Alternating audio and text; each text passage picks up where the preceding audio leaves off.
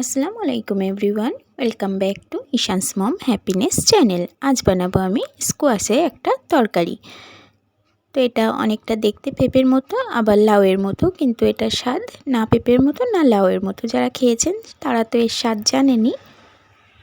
এটা দারুণ খেতে হয়। তো আমি স্কোয়াশটাকে এইভাবে কিউব করে কেটে নিয়েছি আর একটা আলুকেও কিউব করে কেটে নিয়েছি। আলু আর স্কোয়াশটাকে আমি একটু লবণ দিয়ে জাস্ট ভাপিয়ে নেব, সম্পূর্ণ সিদ্ধ করব না। জাস্ট একবার পানিটা ফুটে গেলেই আমি একটা ছাঁকনির সাহায্যে এটাকে ছেঁকে এক সাইডে রেখে দেব। কড়াইটা গরম হয়ে গেলে সরিষার তেল দিয়ে আমি এখানে একটা মিডিয়াম সাইজের পেঁয়াজকে কুচি কুচি করে কেটে তেলের উপর দিয়ে 1 থেকে 2 মিনিট একটু নাড়াচাড়া করে নেব। পেঁয়াজটা নরম হয়ে এলে এর মধ্যে একটা ছোট্ট ছোট্ট করে কেটে রাখা টমেটো দিয়ে দিলাম। 2 থেকে 3 মিনিট এটা খুব ভালোভাবে তেলের উপর নাড়াচাড়া করে দিয়ে এর মধ্যে কিছুটা কাঁচা লঙ্কা আমি কুচি কুচি করে কেটে দিয়েছি, যাতে তরকারিটা একটু ঝাল ঝাল হয়। এই সবজিটা ঝাল ঝাল খেতেই ভালো লাগে। এরপর আমি একটা বাটা মশলা ইউজ করছি। এখানে আছে গোটা জিরা, গোটা ধনিয়া, আদা, রসুন আর শুকনো লঙ্কা। আমি খুব ভালোভাবে পেস্ট বানিয়ে নিয়েছি। 1 টিস্পুন দিয়ে দিলাম। অল্প একটু পানি দিয়ে খুব ভালোভাবে মশলার সঙ্গে কষিয়ে নেব।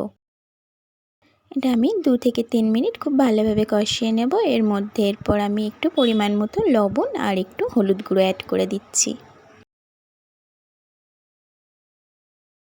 এরপর আবারও একটু খুব ভালোভাবে নাড়াচাড়া করে নেব। আমি এর মধ্যে আর অল্প একটু পানি দিয়ে আরও একটু মশলাটাকে আমি কষিয়ে নেব। এই মশলাটা যত ভালোভাবে কষানো হবে এই সবজিটার টেস্ট ঠিক ততটাই ভালো হবে। মশলাটাকে আমি 3 থেকে 4 মিনিট এইভাবে কষিয়ে নিয়েছি। কালারের জন্য আমি একটু কাশ্মীরি লঙ্কা গুঁড়ো দিলাম, আর ঝালের জন্য আমি কাঁচা লঙ্কা দিয়েছি আর শুকনো লঙ্কা বাটা দিয়েছি। খুব ভালোভাবে মিশিয়ে নিয়ে ওই যে স্কোয়াশ আর আলুটাকে আমি যে ভাপিয়ে রেখেছিলাম সেটাকে দিয়ে দিলাম। এটা ভীষণই একটা উপকারী সবজি। এটা অনেকে অনেক রকমভাবে রান্না করেন, এইভাবে একবার রান্না করে দেখতে পারেন, দারুণ টেস্ট হয়। 2 থেকে 3 মিনিট আমি খুব ভালোভাবে কষিয়ে নিয়ে ঝোলের পানিটা অ্যাড করে দিয়েছি। এখানে আমি গরম পানি অ্যাড করেছি। এরপর আমি ঢাকা দিয়ে মিডিয়াম ফ্লেমে এটাকে 10 মিনিট রান্না করে নেব।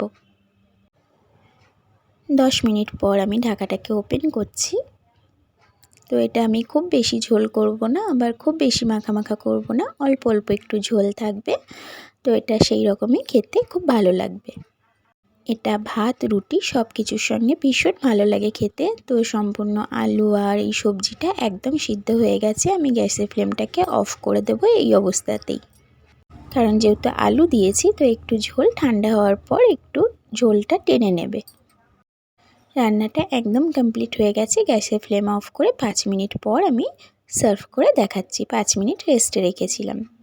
তো এরকম ধরনের আরও রেসিপি দেখতে চাইলে আমার চ্যানেলটাকে সাবস্ক্রাইব করে রেখে পাশে থাকা বেল আইকনটা প্রেস করে রাখতে পারেন, যাতে করে ভিডিও আপলোডের সাথে সাথে আপনার কাছে নোটিফিকেশান পৌঁছে যাবে। যারা অলরেডি কাজটা করে রেখেছেন তাদেরকে থ্যাংক ইউ সো মাচ। আল্লাহ হাফেজ।